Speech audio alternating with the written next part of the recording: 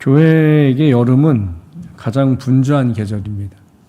세상에서 여름은 너무 더워서 쉼이 있는 시간이 있죠. 그래서 휴가를 가기도 하고 뭔가를 하기도 하는.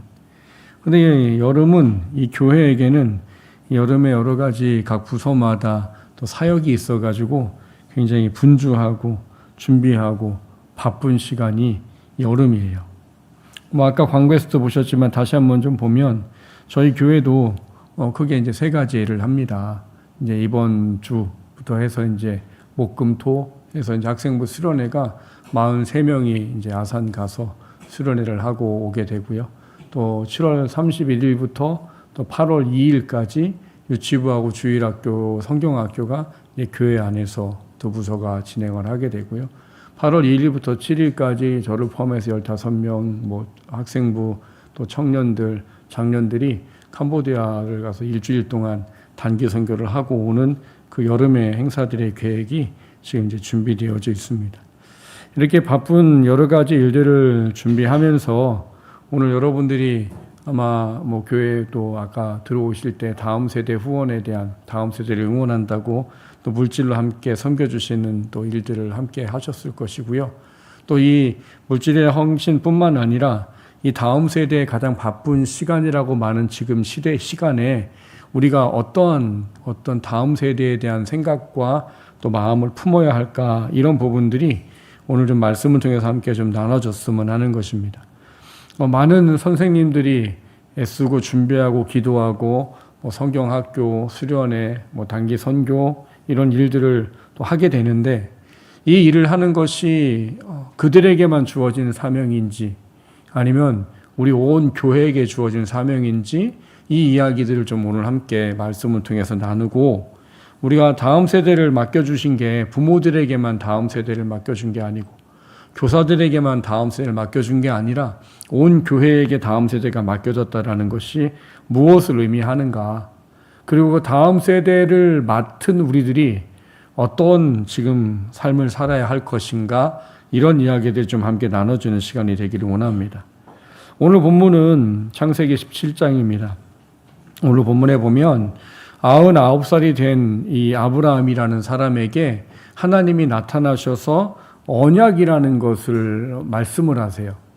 근데 이거는 이미 25년 전에 하나님께서 아브라함에게 나타나셔서 하셨던 이야기를 다시 해주고 있는 거예요. 근데 하나님의 언약이 뭐였는가 하면 25년 전에 이 아브라함과 사라라는 사람에게는 자녀가 없었어요. 그래서 자녀가 없는 가운데 있는 그들에게 이 하나님이라는 신이 나타나가지고 약속을 하세요. 야, 너에게 너와 내 아내 사이에 자녀가 태어날 거야. 아들이 태어날 거고 그 후손들이 하늘의 별처럼 바다의 모래처럼 많아지게 내가 해줄 거야. 근데 그러고 나서 25년이 지난 거예요. 어땠을까요? 여러분 같으면 어떠세요? 25년 전에 어떤 신이 나타나가지고 나한테 아이를 지금까지 70여 세 동안 아이를 못 낳고 있는 부부한테 야, 자녀가 있을 거야. 그리고 내 후손들이 하늘의 별처럼 바다의 모래처럼 많아질 거야. 그렇게 얘기했는데 25년이 지나는 동안 아무 일도 일어나지 않았어요. 그럼 어떻겠어요? 이게 어디 알지도 못하는 신이 나타나고 내게 거짓말을 했나? 이런 생각이 들지 않을까요? 그리고 이 하나님이라는 신은 약속하고 지키지도 않는 신이네? 이런 이야기를 하지 않을까요? 25년이 지났잖아요. 근데 성경을 잘 보면은요, 25년을 하나님께서 거짓말을 하신 게 아니고 아브라함이라는 사람이 온전히 믿음으로 세워지게 하기 위해서 25년 시간 동안 하나님께서 그를 훈련시키고 단련시켜 오신 시간이에요. 아브라함이 자기 본토 집에서 그냥 알지도 못하는 신이 나타나서 야, 갈 바를 알지 못하고 가라 할 때 그가 뭘 가져왔겠어요? 거의 몸만 나오지 않았겠어요? 근데 하나님께서 그에게 약속하신 땅을 얘기하셨고 후손들을 얘기하시면서 그들이 약속한 땅과 후손의 것을 이루어 갈 수 있는 것들을 마련하십니다. 두 번이라는 어떤 사건을 통해서 성경에 보면 아브라함이 거부가 되었더라 이렇게 말해요. 그러니까 하나님이 이 약속을 온전히 이루고 그 약속이 이루어질 수 있는 모든 필요한 부분들을 예비하기 위해서 25년의 시간이 걸린 거예요. 그리고 그 25년의 시간 동안 어떤 외부적인 부분들, 물질적인 부분들만 준비한 게 아니라 여러 사건들을 통해서 아브라함이 하나님이 정말 신이라는 것을 그 믿음을 갖는 과정까지 오는 게 25년이 걸린 거예요. 그러니까 25년의 기간 동안을 통해서 하나님을 믿음의 사람으로 세우고 이제 믿음의 사람으로 시작해야 되는 이 중요한 시점에 와서 하나님이 그에게 다시 말씀하신 게 오늘 본문 이야기예요. 근데 오늘 본문 앞에 보면 창세기 17장 1절 2절에 기록된 말씀이 있습니다. 한번 읽어보시겠습니다.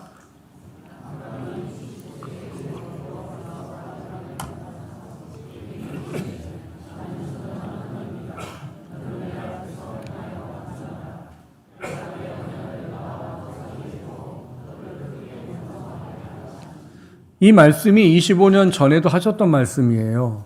근데 이 말씀을 다시 하시면서 무슨 얘기를 하냐 하면 언약을 세우는 걸 얘기합니다. 언약.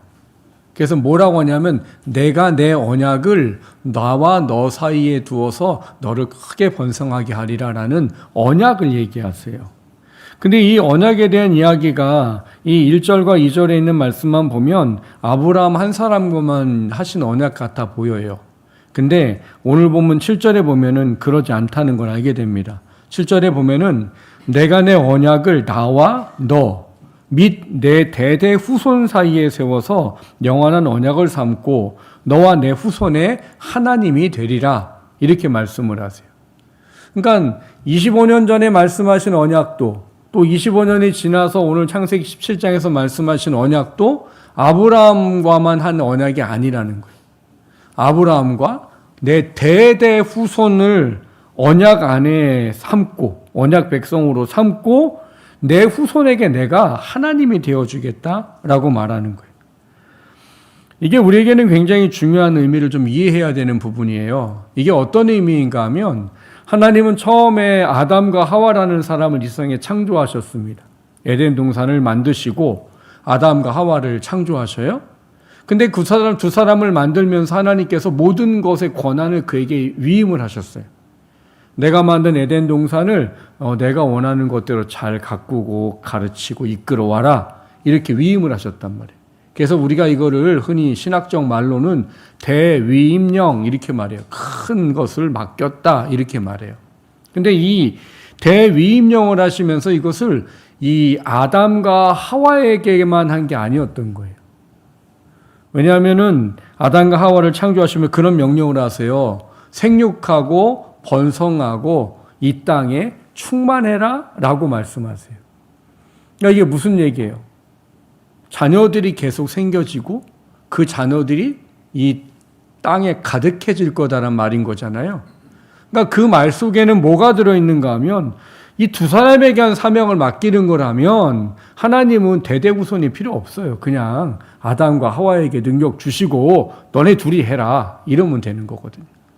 근데 하나님은 두 사람에게 이 말씀을 주시고 대대후손의 이야기를 하셨어요.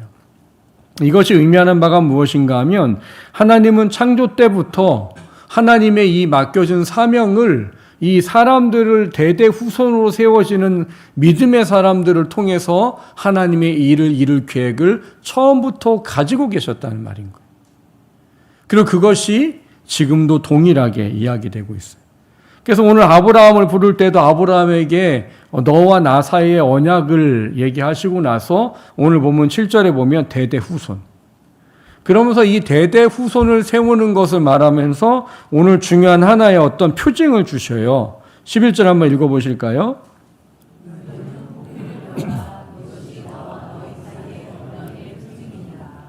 (11절에) 보면 너와 내 후손 사이에 대대의 어떤 언약을 맺는다라고 말하면서 언약의 표징을 하라고 그래요. 근데 그 표징을 뭐라고 하냐면 너희는 포피를 베어라 이렇게 말하고 있어요. 이걸 현대에 이해할 수 있는 단어가 있어요. 현대에 보면 왜 포경수술이라는 게 있죠. 그게 이 포피를 베어라는 말하고 똑같은 말인 거예요. 현대는 이 포경수술을 뭐 위생적 문제 때문에 한다고 시켜요. 그래서 저희 요즘에는 또 어떤 다른 뭐 학설이 생겨서 뭐 포경수술을 안 하는 사람들도 많이 늘어난다고 해요. 근데 저희 어릴 때만 해도요, 포경수술은 무조건 해야 되는 것처럼 이해되는 거였어요. 그래서 태어나면서부터 하는 사람도 있고, 하여튼 그러니까 아이들이 잘하면 잘할수록 이걸 해야 되는데 빨리 해야 된다고 막 우리끼리 얘기하고 막 그랬던 기억이 나요.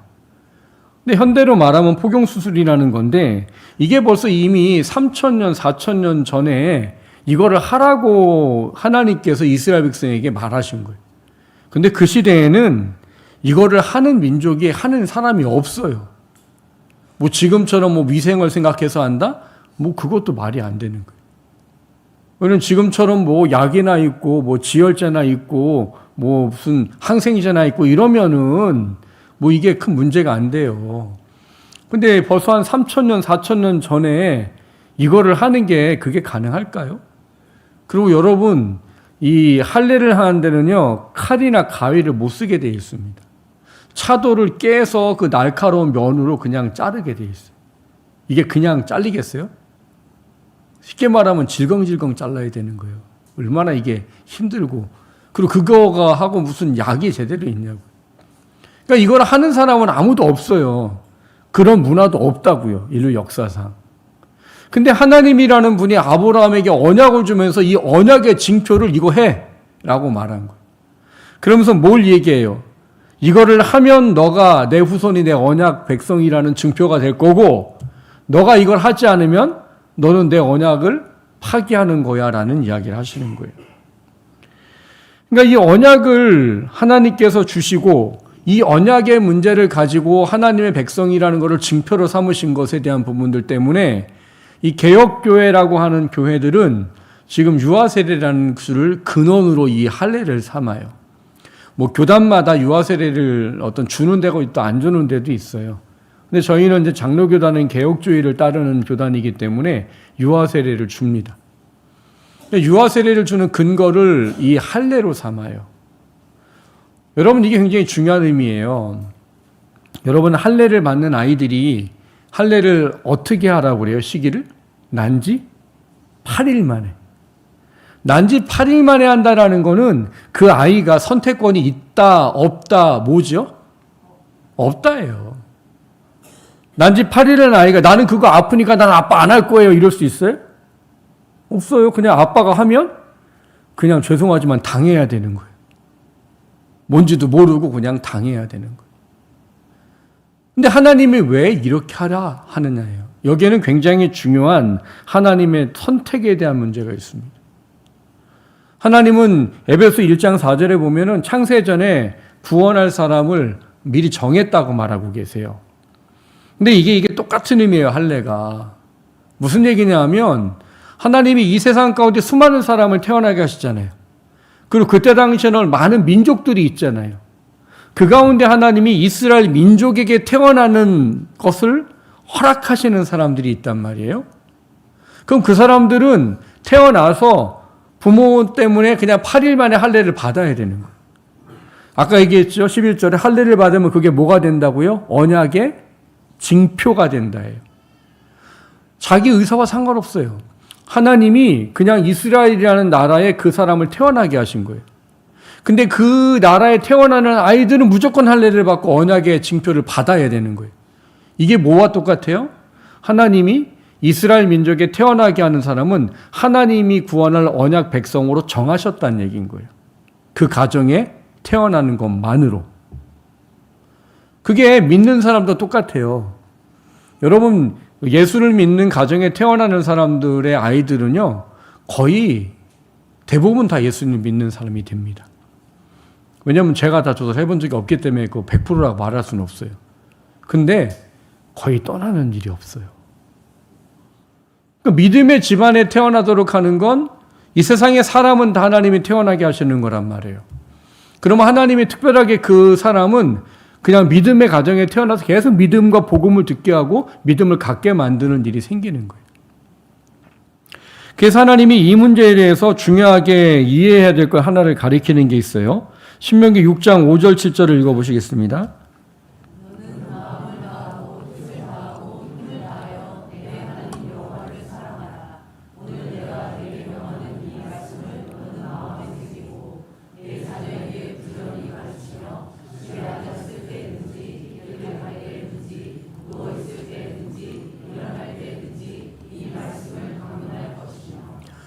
언약의 표징인 할례를 받으면 그거로 끝이 아니에요.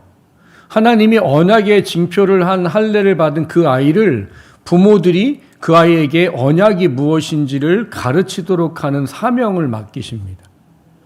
저희 교회도 유아 세례를 해요. 아마 이제 여름 행사 끝나고 나면 유아 세례를 좀 한번 교육을 하려고 지금 계획을 하고 있어요. 근데 유아 세례를 줄 때 저희 교회는 무조건 3주 동안 부모가 나와서 교육을 받아야 돼요. 이거는 학습도 세례도 마찬가지예요. 학습도 무조건 3주 동안 교육을 받아야 학습을 드리고 세례도 3주를 교육을 받아야 세례를 드려요. 근데 유아 세례도 마찬가지예요. 유아 세례로 3주 동안 부모가 나와서 교육을 받아요. 근데 3주 동안 부모가 나올 때 그 3주 동안 부모들에게 숙제를 내줘요. 매일 아이들에게 기도를 해줘라 숙제를 내주고, 매일 아이들에게 성경을 읽어라 숙제를 내주고, 아이들을 위한 부모들이 기도문을 만들어서 그것을 매일 기도해줘라 하는 숙제를 내줘요. 그리고 3주 동안 믿음으로 아이들을 키워야 되는 게 무엇인지에 대한 것을 성경으로 3주 동안을 가르칩니다. 여러분, 이게 왜 중요하지요? 여러분, 유아 세례를 교육을 받고 내가 이 아이를 믿음으로 키워야 되는 게 무엇인지를 배우고 아는 사람과 그것 없이 그냥 아이를 키우는 사람은 분명히 아이들을 대하는 게 다릅니다. 물론 믿음을 가진 부모들은 당연히 아이들에서 기도를 하겠지요. 하지만 그 아이들을 생각하면서 기도문을 만들어가지고 그 기도문을 가지고 매일 아이들에게 기도하는 것과 그냥 이 아이를 위해서 그냥 자기가 하고 싶은 기도를 하는 것과는 차이가 다를 것이에요.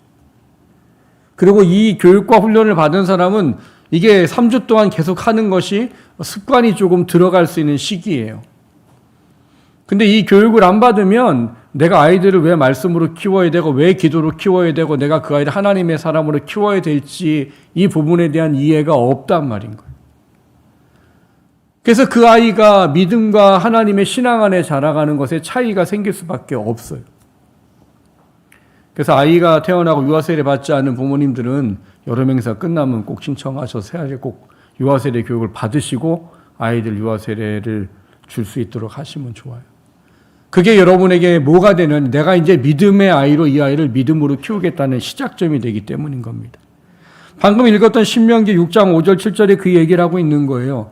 너가 언약의 표정을 가서는 언약 백성이라고 하고 너가 태어난 아이를 8일 만에 할례를 행함으로 언약 백성을 만들었다고 한다면 이제 그 아이가 언약 백성으로 살도록 너가 뭔가를 해야 된다예요.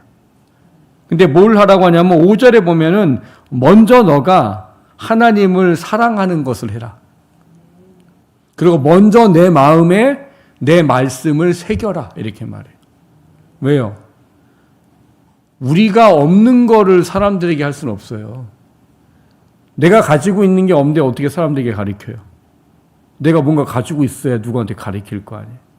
그러기 위해서 부모들에게 말해요. 너희들 마음 가운데 먼저 내 말씀을 새기고 그리고 너희들이 그걸 가지고 나를 사랑하는 모습을 아이들에게 보일 수 있도록 너 안에 나를 사랑하는 것을 먼저 채워라. 이런 거예요. 그러고 나서 뭐 하라는 거예요? 너 자녀에게 부지런히 가르쳐라. 어떻게 가르치래요? 집에 앉아 있든지 길을 갈 때든지 누워 있을 때든지 일어날 때든지 말씀을 강론해라 해요. 얘를 정리하면 뭐라고 그랬어요? 언제 어디서나 하나님의 말씀을 가르쳐라 이런 말인 거예요. 그거를 위해서 부모가 먼저 무엇이 필요하다라는 거예요. 저는 이제 사회복지를 예전에 공부한 사람이라서 아동복지를 공부 다 했어요. 근데 거기서 이렇게 가르쳐 주는 것 중에 뭐가 있냐 하면 아이들은 부모를 보고 자란다요. 그래서 부모를 아이들의 거울이다 이렇게 가르쳐요. 이 아동복지 하는 데에서. 근데 이게 세상에만 그런 게 아니에요. 믿음의 삶에서도 똑같아요. 아이들이 부모가 읽는 성경을 먼저 볼까요? 부모가 하는 걸 먼저 볼까요? 부모가 하는 걸 먼저 봅니다. 그래서 부모가 아이들에게 거울인 거예요. 부모가 하나님을 사랑하는 모습을 보고 자라는 아이는요, 하나님을 사랑해야 되는 것을 보고 배우게 되는 거란 말이에요. 부모가 기도하는 걸 보고 자란 아이는요, 기도를 해야 된다는 것을 배우게 된단 말인 거예요. 부모가 성경을 읽고 큐티하는 것을 보여줄 수 있다면 아이들도 그거를 보고 자란단 말이에요. 근데 부모가 하나님보다도 세상의 일과 육신적인 일에 그게 더 먼저 되고 우선되는 삶의 모습을 보이면 그 아이들은 그게 우선이 되는 거로 자랄 수밖에 없어요. 그래서 하나님은 아까 신명기 6장에 있는 말씀처럼 부모들이 아이들에게 말씀을 가르쳐야 된다고 하고, 말씀을 가르치는 것 이전에 뭘 하라? 너가 먼저 하나님을 사랑하는 모습을 가지고, 그리고 하나님의 말씀을 내 마음에 새기는 모습을 가져라. 이렇게 말하는 거예요. 우리가 다음 세대를 말할 때 다음 세대는 제일 먼저 우리에게 다음 세대는 누구냐라고 물으면 분명히 자녀입니다. 나를 통해 이 땅에 하나님께서 보내신 그 자녀가 내가 믿음으로 그 아이들을 세워야 될 다음 세대 1호예요, 1호. 근데 그거를 하려면 누가 필요하다? 믿음의 부모인, 거울된 믿음의 사람인 내가 필요하다. 그래서 우리가 신앙의 삶의 모습을 보여주는 게 그 아이들에게 하나님이 정말 계시다는 걸 보여줄 수 있는 유일한 방법이고 길일지도 몰라요. 근데 오늘 본문에는요, 또 하나 이상한 이야기가 있어요. 다음 세대가 자녀만이 아니더라 해요. 내 자녀만이 다음 세대가 아니래요. 오늘 본문 12절 13절 한번 읽어보실까요?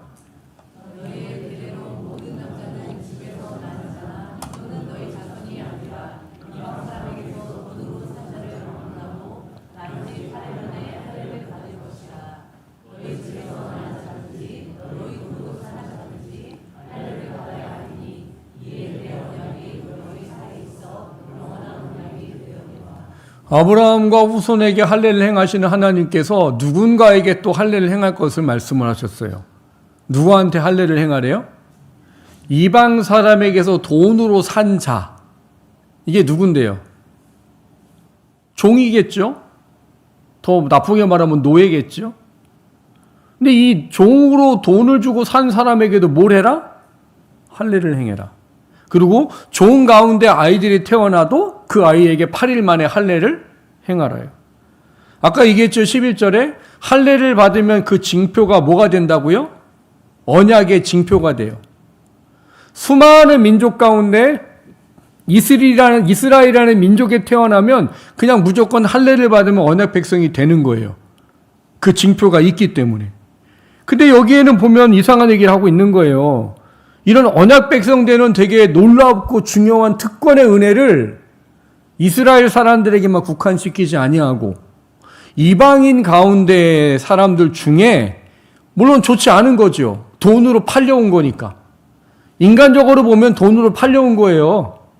근데 인간적으로 보면 돈으로 팔려와서 좋지 않은데 돈으로 팔려온 곳이 이스라엘 민족이고 이스라엘 사람일 경우는 그 사람도 자연히 뭐가 되더라? 언약 백성이 되더라예요. 여러분이 이 은혜가 없으면 지금도 우리는 구원받지 못하는 사람인 거예요. 왜요? 혹시 여러분 이 가운데 이스라엘 사람 있으세요? 국적이 이스라엘 사람? 없잖아요. 제가 알기는 없어요. 근데 우리는 지금 하나님을 믿고 예수님을 믿고 하나님의 언약 백성이라고 말하잖아요. 그게 이런 개념과 똑같은 의미인 거예요. 그러니까 하나님은 언약 백성이라는 것 가운데 혈통적인 이스라엘만이 아니라 어떤 이런저런 방법을 통해서 하나님의 민족 가운데 들어온 사람도 언약 백성으로 그들을 키우라고 언약 백성으로 만들라고 이야기를 하고 있는 거예요. 그러니까 아까 말씀했던 것처럼 언약의 징표인 할례를 행하면 그거로 끝나는 게 아니에요. 언약의 징표인 할례를 받으면 그 할례를 받은 사람이 아까 신명기에 있었던 것처럼 뭘 하게 돼 있어요? 말씀을 가르치게 돼 있단 말인 거예요. 종들에게도 말씀을 가르치게 돼 있단 말인 거예요. 이방 사람인 그들에게도 말씀을 가르치게 돼 있단 말이에요. 그래서 그들이 언약의 백성으로 살아갈 수 있도록 하는 것이 신명기 6장 7절에 있는 이야기들이 그들에게도 이루어진다는 거예요. 그 증거를 우리가 좀 추론할 수 있는 게 출애굽기 12장 44절과 48절, 49절에 있습니다. 한번 읽어보세요.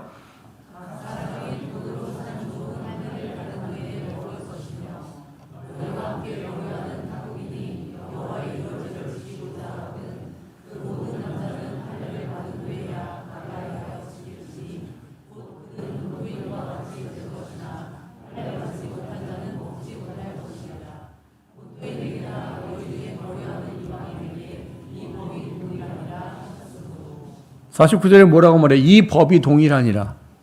누구나 본토인이나 거류하는 이방인이나 아니면은 사온 종이나 이 사람들도 할례를 받고 언약 백성이 되면 뭘 할 수 있다? 유월절을 지킬 수 있다요. 근데 유월절이 뭐예요? 유월절이 무슨 절기죠? 하나님이 구원하셨다는 것을 기념하는 절기예요. 그러니까 뭐가 되는 거예요? 유월절을 지킨다는 건 할례를 받음으로 인해서 하나님의 구원 가운데 있는 민족이, 백성이, 사람이 되었다 이 말인 거예요. 근데 그거를 위해서는 결국은 가르침에 대한 문제가 필요한 거예요. 언약을 받는 것만으로 끝나는 것이 아니라 언약을 받은 그 사람들이 그들에게 하나님의 말씀을 가르치고 언약 백성 되도록 하는 일을 하게 한다는 거예요. 이게 오늘날 교회도 마찬가지예요. 아까 그랬죠. 다음 세대는 우리 자녀만이 다음 세대가 아니라고요. 저희 교회는 다른 목사님들이 들으면 이상한 교회라고 이야기하는 교회예요. 물론 이 도시가 이상한 도시이긴 해요. 지금 서울이나요, 저희는 노예가 대전이니까 대전에 있는 교회들 얘기 들으면은요, 이제 서울에도 초등학교가 폐교되는 데가 생기기 시작하고요. 대전도 막 애들이 막 줄어들어가지고 막 그런 데가 많대요. 근데 이 동네는요, 초등학교가 지금 3개인데요, 1000명이 넘어요. 초등학교 다 하나마다 1000명이 넘어요. 그런 얘기하면 다 놀래요. 아니, 이 조그만 도시에 초등학교가 3개나 있는데 그 초등학교에 1000명이 넘는 애들이 다 있다고? 지금 또 지어야 되는 상황이잖아요. 저희 때나 있을 법한 일이 있어요. 저희가 베이비붐 세대잖아요. 제가 70년생이거든요. 저희는 한 학년의 반이 38반? 한 반에 80명? 그래갖고 오전 오후반으로 다녔어요. 오전 오후반으로. 한 교실을 오전반 오고 가면 오후반이 오고 막 이렇게 1학년, 2학년을 그렇게 다녔던 것 같아요. 상상이 안 가는 이야기죠. 한 반에 80명이에요. 80명. 한 반에 80명. 근데 여기는 지금 그 정도까지는 아니어도 다른 데랑 비교할 수 없는 만큼 2배가 넘는 아이들이 한 반에 있더라고요. 그러니까 저희가 지금 작년 청자년 출석 인원이 170명 정도 되는데 지금 교육부서 아이들이 100명이 넘어요. 유치부터 시작해가지고 학생부까지 100명이 넘어요. 서울에서 이렇게 되려면 그렇대요. 지금 교육부서 아이들이 100명 되려면 작년 성도가 한 500명 이상 되는 교회나 돼야 이 학생부 주일학교 청년들이 한 100명 된답니다. 그러니까 우리 교회가 이상한 교회인 거죠. 근데 이상한 교회가 아니라 여기에서 사명적 측면이 이해가 돼야 되는 거예요. 무슨 사명적 측면이 이해가 되는 거예요? 이 많은 아이들을 우리에게 다음 세대로 맡겼다는 것이에요. 다음 세대는 우리 애들만 말하는 게 아니에요. 지금 우리 교육부서 가운데 한 20% 애들은 믿지 않는 가정의 자녀들이에요. 전도해서 온 아이들이 한 20%는 있단 말이에요. 80%는 저희 교회 아이들이지만 20%는 믿지 않는 부모님의 자녀들이 전도해서 와서 있는 거예요. 그 아이들도 우리에게 다음 세대로 맡겨졌다는 거예요. 이걸 여러분이 이해를 해야 된다면, 이걸 받아들여야 된단 말인 거예요. 내 아이만 다음 세대가 아니란 말이에요. 이 꿈이 가득한 교회라는 공동체 안에 하나님이 보내주신 아이들은 우리가 그 아이들을 믿음의 사람으로 세워야 되는 다음 세대, 우리에게 맡겨준 다음 세대란 말인 거예요.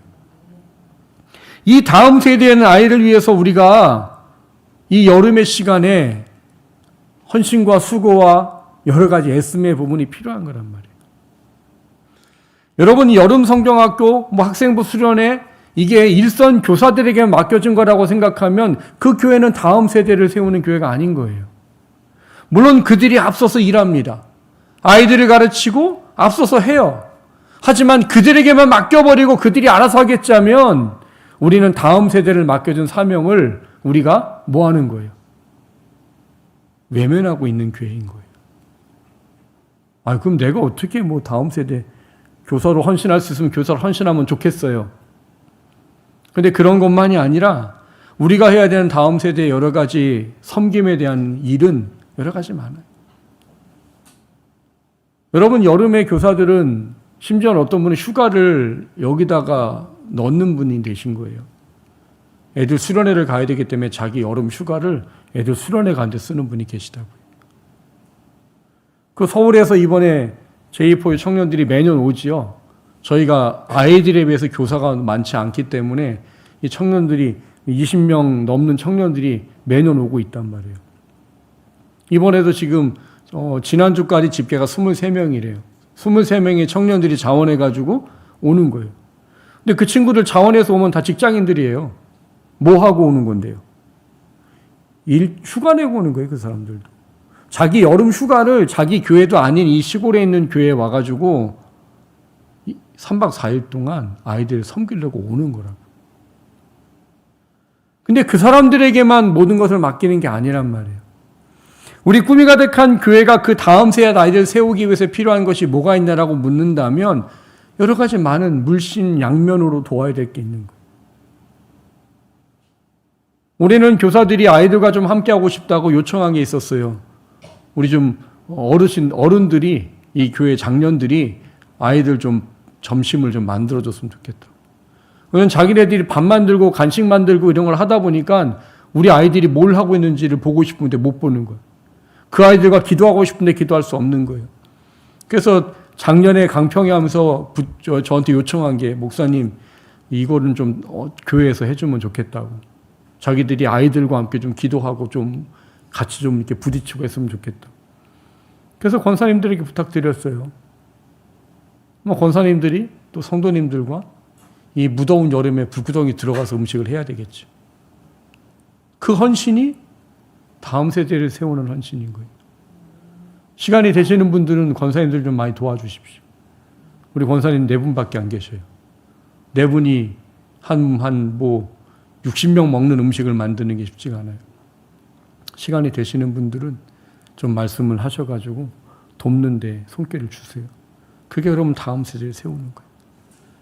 그리고 오늘 여러분들이 다음 세대를 응원한다라고 또 여러분의 물질의 얼마를 또 다음 세대를 위해서 내어주신 게 다음 세대를 세우는 방법이고. 그리고 무엇보다 더 중요한 거는 이거예요. 3주 동안 이제 빡시게 기도해 주십시오. 이번 주 목금토 학생부 수련회 가갖고 애들이 정말 성령 하나님을 경험하고 일생일대 정말 뒤집어지는 역사가 있도록 좀 기도하시라고. 정말 하나님을 인격적으로 만나서 내 인생의 육신만을 위한 인생이 아니라는 걸 깨달아서 하나님의 꿈과 비전을 가지고 살아갈 수 있는 그런 아이들이 되도록. 가서 그냥 문화만 경험하고 그냥 찬양할 때 뭐 좋고 그것만 하다가 오는 게 아니라 진짜 인격적인 하나님을 만나는 그 말씀의 역사가 그 안에 있을 수 있도록 기도하시라고. 그리고 그 일선 앞서 휴가를 반납하고 하는 교사들이 지치지 않고 그 아이들을 품고 붙잡고 기도하는 사람 될 수 있도록 기도해 주십시오. 또 7월 31일부터 8월 2일까지 제2포유 청년들 한 20여 명이 오고 우리 교사 한 10여 명이 모여가지고 이 한 40명 되는 아이들을 위해서 지지고 볶고 뭘 만들고 그들과 막 뛰고 그들과 놀고 그들과 기도하고 하는 일들을 3박 4일 동안 또 해야 돼요. 그들이 지치지 않도록 기도해 주시길 바랍니다. 문제가 생기고 다치지 않도록 기도해 주셔야 된다고요. 그들이 그 안에 하나님의 은혜를 어린 초등학교 아이들이지만 경험할 수 있는 시간들을 위해서 기도하셔야 된단 말인 거예요. 정말 이 3박 4일의 시간이 그냥 재미로만 끝나는 시간이 아니라 정말 그 일생일대 그 아이들 마음 가운데 복음이 심어지고 하나님이 누구신지는 아는 은혜가 심어지도록 기도하셔야 된단 말인 거예요. 8월 2일부터 또 7일까지 캄보디아 그 더운 데 가서 단기 선교하러 가요. 일주일 동안 이런 공간에 갇혀서 있다 봐요. 한 120명 되는 아이들을 성경학교를 해줘야 돼요. 애들이 많이 늘어갖고 이번에 120명이래요. 그 120명 되는 아이들을 가갖고 성경학교를 해줘야 되고 40명 되는 아이들 영어 캠프를 해줘야 되고 또 저랑 남자들은 가서 페인트 칠하고 또 선텐지 발라주고 또 거기 뭐 고친 거 고쳐주고 뭐 15명이 가가지고 일주일 내내 그거 하다 와야 돼요. 여러분이 기도가 없이 어떻게 하겠어요? 여러분의 기도 없이 어떻게 그 아이들에게 하나님의 은혜가 가겠냐? 다음 세대는 교사들만 세우는 게 아닙니다. 다음 세대는 꿈이 가득한 온 교회가 세워야 되는 거란 말이에요. 여러분도 들어서 알 거예요. 현대가 다음 세대를 잃어가는 교회라고요. 왜 서울에 500명이 되는데 애들이 100명도 안 되냐고요. 왜 그래요? 다음 세대에게 믿음을 물려주지 못한 결과예요. 저는 저희 교회 교사들이나 부모들에게 다음 세대에 대한 개념을 이렇게 말해요. 우리 아이들이 커서 우리 교회를 책임진다? 나는 그거 기대 안 한다. 난 기대하고 싶지만 기대할 수 없는 거잖아요. 왜 기대할 수 없어요? 여러분도 솔직히 애들 다 커서 대학 다니면 여기 남아있으라고 할 거예요? 나가서 딴 데 가라고 할 거예요? 딴 데 가라고 할 거잖아요. 맞아요, 안 맞아요? 그걸 제가 뭐 어떻게 맞겠어요? 그러니까 우리 교회 애들은 우리 교회를 세울 다음 세대는 아니에요, 제가한테. 죄송한 얘기지만 저한테 우리 교회를 다음 세대는 청년들이. 얘네들은 안 갈 애들이야, 지금 청년들은. 근데 애들은 남아있기를 기도하고 싶지만 부모들이 원하지 않을 것 같아요. 목사님 기도하지 마세요. 우리 애들은 여기 있으면 안 되니까. 뭐 이해해요. 부모니까. 부모니까 뭐 더 넓은데 더 좋은데. 그럼 막을 수 없어요. 그래서 제 다음 세대에 대한 성도들에게 주는 마음은 그 아이들이 어디를 가든지 신앙을 저버리지 아니하고 믿음을 굳건히 세워서 어디를 가든지 하나님의 사람으로 살 수 있는 아이들을 만들어내는 게 우리 꿈이 가득한 교회 다음 세대의 비전이에요. 왜? 보낼 거잖아요, 여러분들 다. 안 보내길 주님의 이름으로 축원합니다. 아멘 안 하잖아요. 아멘 안 하잖아요. 그러니까 여러분 무섭게 여기셔야 돼요. 지금 아이들이 초등학교, 유치부, 학생부 안에 어디를 가든지 흔들리지 않는 믿음을 갖지 못하면 그 아이들 우리 손 떠나면 신앙 잊어버릴 수 있는 가능성이 80% 이상이에요. 그런 말 있죠? 품 안의 자식이에요. 지금은 내 품 안에 있으니까 교회 나와! 그러면 교회 나오고 입은 이만큼 나와도 교회는 나온단 말이에요. 그 나와서 뭐라도 하나 듣고 가겠죠. 근데 떠나면은요? 떠나면 여러분 품 안에 있어요? 전화는 하겠죠. 교회 가라. 그럼 애들이 아 예. 그리고 그 아이에게 믿음이 없다면 교회 안 갑니다. 신앙이 얼마나 중요한지 이해 못하면 안 갑니다. 그렇기 때문에 우리에게 다음 세대는 우리 아이들이 어디를 간다 하더라도 하나님의 사람으로 신앙과 믿음을 지킬 수 있는 아이들이 될 수 있도록 만들어내야 되는 거예요. 이 세대를 본받지 않고 그 마음이 하나님의 뜻에 맞춰서 다음 세대를 만들어내는 게 필요하단 말이에요. 사랑하는 꿈이 가득한 가족 여러분, 이제 우리는 3주 동안 여름의 행사를 시작해요. 교사들만 동분서주하고 뛰는 게 아니라 온 교회가 함께 뛰기를 주님의 이름으로 축원합니다. 도울 수 있는 분들은 같이 도와주세요. 뭐 후원할 수 있는 분들은 많이 후원해 주세요. 그것이 힘들고 어려우면 기도하세요. 앞에 있는 두 개보다 더 중요한 건 기도기 때문에. 왜요? 하나님이 일하셔야 되니까. 원하기는 이 여름의 3주 행사를 마치고 우리 꿈이 가득한 교회가 그렇게 고백할 수 있으면 좋겠습니다. 우리의 사역 가운데 하나님께 놀라운 일이 이루셨다. 교사들만 그런 고백하는 게 아니라 뒤에서 함께 돕고 섬기고 기도했던 우리들이 그걸 함께 고백할 수 있는 역사가 있기를 주님의 이름으로 축원합니다. 말씀 생각하며 기도하기 원합니다. 하나님, 꿈이 가득한 교회가 여름 행사를 시작합니다. 단지 이 3주간의 기간이 그냥 어떤 행사로만 지나고 어떤 행사를 지나는 것으로만 끝나는 게 아니라 정말 아이들이 세워지는 시간들이 되어지길 원합니다. 그 일 위해서 앞선 교사들은 정말 휴가를 반납하고 정말 온 몸과 열정과 모든 것을 다해서 헌신하겠지만 그들에게만 맡기는 것이 아니라 이 꿈이 가득한 교회가 다음 세대를 세우는 교회로서 서게 도와주십시오. 그래서 우리가 기도한 그 아이들이 변화되는 역사를 같이 보게 하시고 우리가 기도한 것 때문에 교사들이 지치지 않고 하나님의 일을 감당할 수 있게 해주시고 우리의 기도를 통해서 3주 동의 시간 동안 하나님의 역사가 있었음을 같이 고백할 수 있게 해주십시오.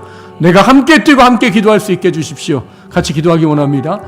할렐루야. 살아계시는 주 하나님 아버지, 아버지, 꿈이 가득한 교회가 이제 3주 동안 여름 행사를 시작합니다. 하나님이 여름 행사가 교사들에게만 맡겨진 행사가 아님을 알게 해주십시오. 온 교회가 함께 기도해야 되고 온 교회가 아이들을 세우기 위해서 애쓰고 노력해야 되는 것을 알게 해주시기 원합니다. 아버지, 다음 세대를 세워가는 것이 무엇인가를 저희가 다시 한번 깨달아 알게 하시옵시고, 우리가 아버지 다음 세대를 세워감에 있어서 우리가 하나님 앞에 아버지 온전한 믿음의 능력을 갖고 이 일을 감당하게 도와주시기를 원합니다. 아버지 하나님, 교사들이 알아서 하겠지, 아버지 그 마음 버리게 해주십시오. 아버지, 다음 세대를 하나님 이스라엘 백성에게 아버지 이방인들의 사온 종들도 아버지 함께 거류하는 거류한 사람들도 언약 백성이 되도록 하신 은혜를 주셨던 것이 그 민족 가운데 들어오면 언약 백성 삼게 하셨던 것처럼 하나님 아버지 꿈이 가득한 교회에 들어와 있는 아이들이라고 한다면 아버지 그 아이들은 우리가 세워야 될 다음 세대인 줄 알게 하시고 아버지가 기도로 아버지와 함께하는 헌신과 수고로 아버지 그들을 세우고 살아갈 수 있는 있기를 간절히 바라고 원합니다. 우리가 이 놀라운 일을 놓치지 않게 하시고 이 일로 말며 능력이 나타날 수 있게 하여 주시기를 원합니다. 주님 함께 해 주시옵시고 은혜를 더하여 주시옵소서.